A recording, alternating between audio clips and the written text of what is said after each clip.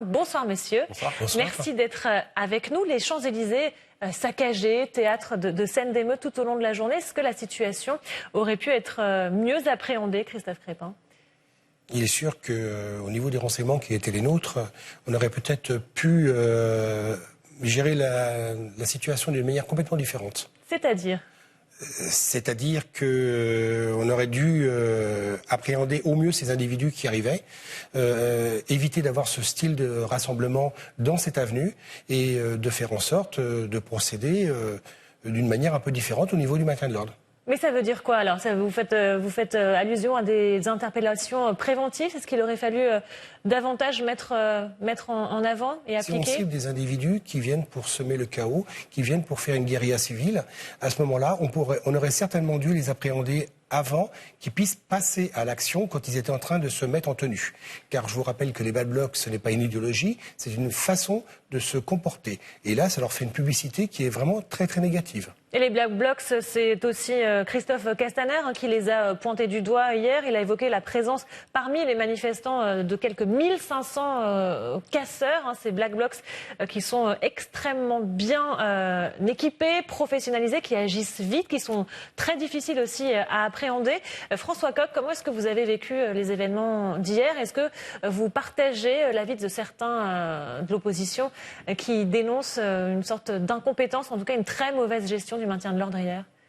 Écoutez, ce qu'il faut se poser comme question au stade où nous en sommes réduits aujourd'hui, c'est que veut dire le retour de la violence insurrectionnelle dans notre société et par rapport à notre démocratie. Vous savez, pendant des années, des décennies même, les conflits se sont réglés par l'écoute dans la recherche du consensus. C'était le cas dans les années 80, souvenez-vous des grandes mobilisations contre la loi de Vaquet, par exemple, dans les années 90, les mobilisations contre la réforme des retraites d'Alain Juppé, ou même dans les années 2000, quand il y a eu des grandes mobilisations populaires contre le CPE de Dominique de Villepin. Et puis depuis Nicolas Sarkozy, en 2010, et la réforme des retraites, avec François Hollande et la loi travail en 2016, et désormais avec Monsieur Macron, il n'y a plus aucune écoute. C'est le rapport de force qui s'impose. Autrement dit, la société ne cherche plus à produire démocratiquement du consensus. Il ne faut pas s'étonner dès lors si la violence ressurgit sous sa forme insurrectionnelle. Et on a pu constater au mois de décembre, vous vous souvenez, lorsqu'il y a eu l'acte 3 puis l'acte 4, qui ont été des moments extrêmement forts et violents sur le terrain, que ces moments étaient ce qui avait permis d'obtenir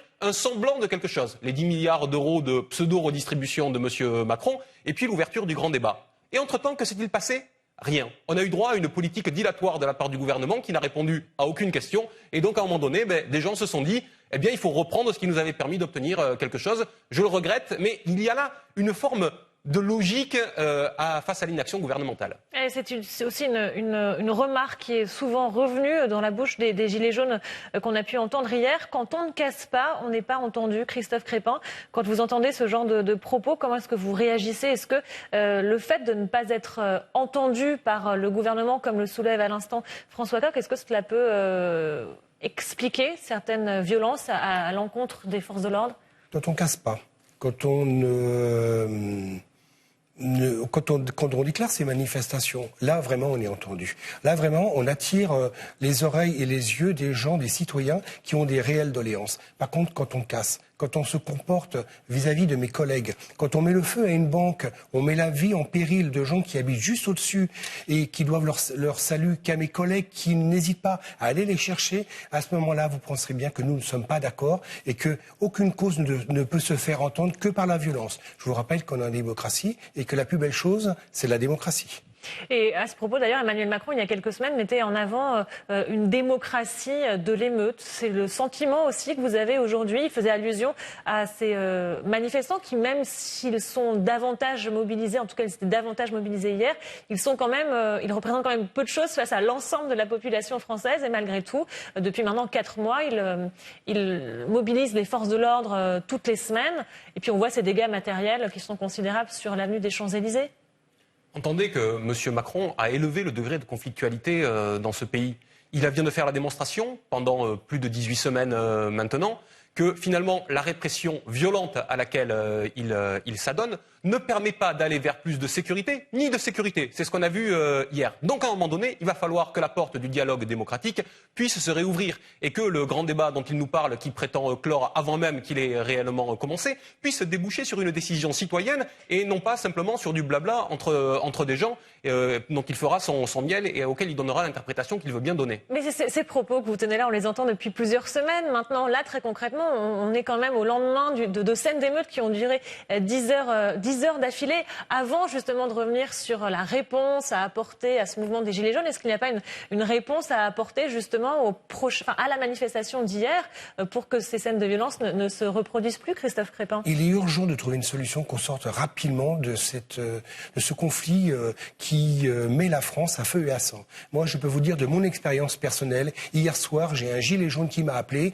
et qui m'a dit on ne se reconnaît pas dans les casseurs. Et moi non plus, je ne me reconnais pas avec ces gens-là comme ça. Il faut maintenant trouver rapidement une solution pour faire en sorte que ces gens-là ne viennent plus. Car moi, je vois qu'au mois d'août, on aura le G7. Il faut vraiment qu'on ait une solution adaptée avec ces individus. Il faut que toute la chaîne, l'intégralité de la chaîne, suive pour qu'on puisse plus avoir ce genre de faits. Alors, un acte 19 est déjà en prévision. Est-ce que vous pensez qu'il faut déclarer l'état d'urgence, Christophe Crépin? C'est pas à moi de dire s'il faut déclarer l'état d'urgence ou pas. Il est sûr qu'il va falloir appréhender l'acte 19 d'une manière un peu plus stricte, mais je ne sais pas si l'état d'urgence pourra changer quoi que ce soit.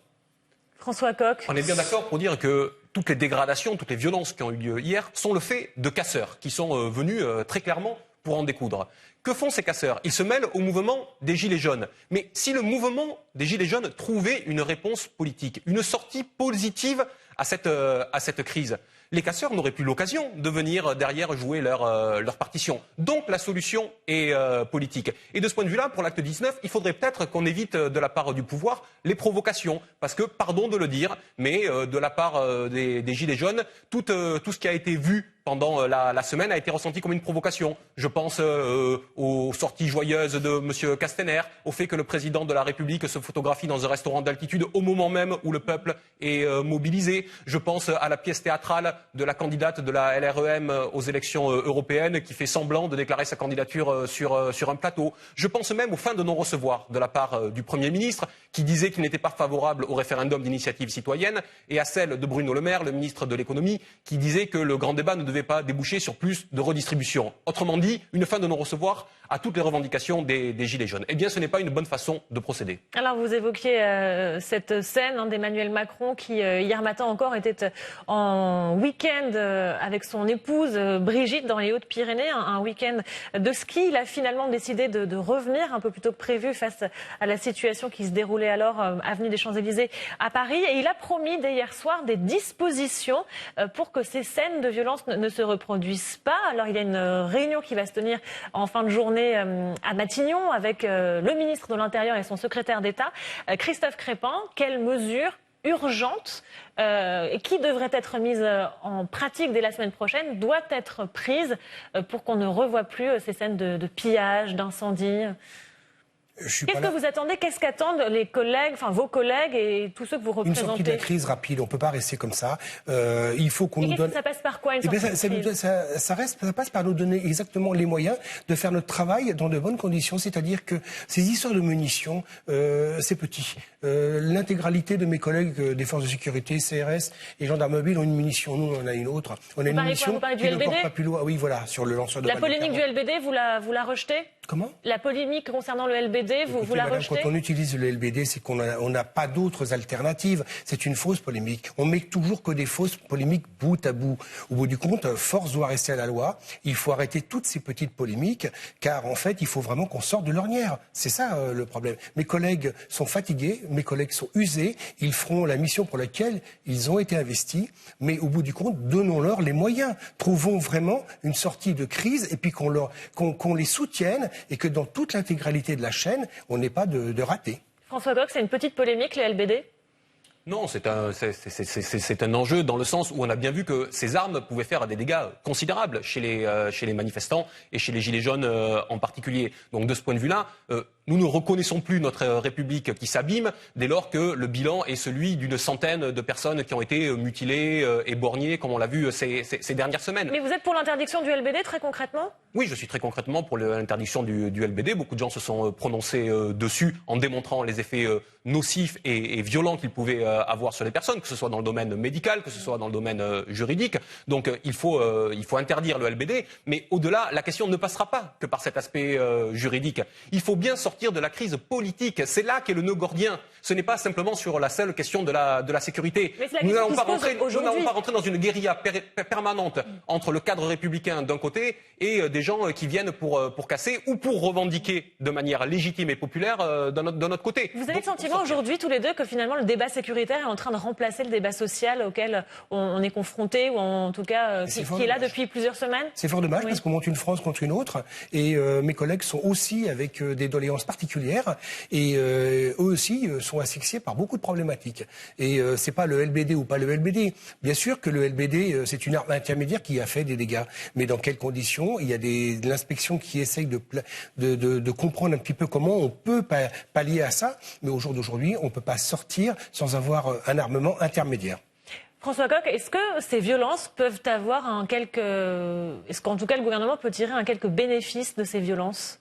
Bon, il a joué la partition du retour et du parti de l'ordre pendant plusieurs semaines, mais on voit bien que cette ligne, qui est une ligne de manipulation d'une certaine façon, est aussi une ligne de crête qu'il peut dévaler à tout moment. Et de ce point de vue-là, hier, M. Macron, depuis la Mongie, a dévalé la pente en même temps que les violences explosaient dans le pays. Moi, je partage avec mon voisin la volonté de revenir à un ordre républicain. Mais l'ordre des républicains en matière de sécurité et de sûreté, c'est aussi le retour à l'ordre républicain en matière de démocratie et donc à la production du consensus pour écouter la volonté générale qui s'exprime maintenant depuis 18 semaines. Christophe Crépin, c'est aussi votre point de vue. Finalement, ce débat sécuritaire, il faut le laisser de côté. Et la réponse à apporter à cette crise, elle passera par le politique et des mesures très concrètes au plan social, pour le pouvoir d'achat. Ma parité syndicale est très claire là-dessus. La seule personne qui peut apporter une solution, c'est aujourd'hui le président de la République et ses ministres. Le débat sécuritaire, c'est une chose, mais il peut se faire a posteriori. Pour l'instant, on est sur une problématique d'urgence sociale, dans tous les domaines, même dans les domaines de la police nationale. Et quel bilan est-ce que vous tirez de ces quelques semaines de grands débats nationaux, François Coq ? Quel bilan est-ce que vous en tirez ? Il y a peut-être des choses positives aussi. Je devance vos propos. Non, je participe comme beaucoup à ce grand débat et j'ai vu ce qui en sortait. J'ai vu surtout la mise en mouvement des gens et la capacité à discuter. C'était important, du lien avec les électeurs.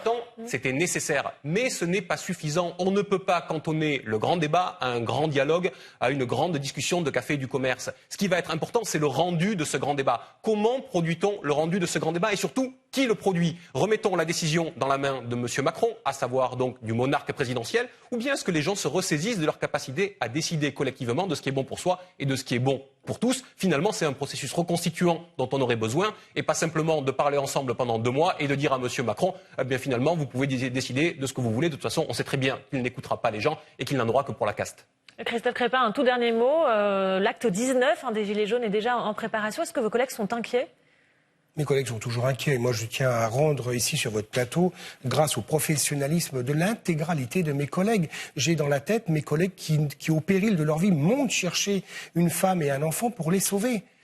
Mes collègues font un travail journalier qui est vraiment d'un professionnalisme à toute épreuve. Vous voyez bien comment ils ont été attaqués. Je pèse mes mots. On était dans une guerre urbaine. Ils venaient attaquer les forces de police dans leurs camions.